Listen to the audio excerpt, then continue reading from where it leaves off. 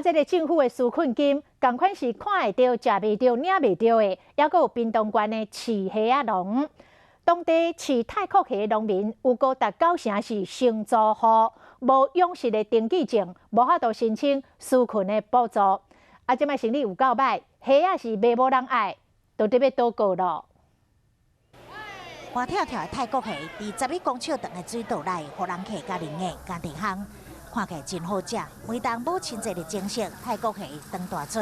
不过虾农真无简单，甲虾仔饲大只，即马煞销袂出去。自过年了到这过年以前开始啦，咱才开始咧惊的时阵就开始到这嘛。受到疫情的影响，这泰国虾是一直落，每台斤落20块。以1分地虾池来算，电费、饲料费加加，每个月成本就将近10万。搁较卖讲，这成本是一直咧累积，搁无收入，虾农真无奈。那个歹算啦，有的人了做侪话啦，迄死油啊！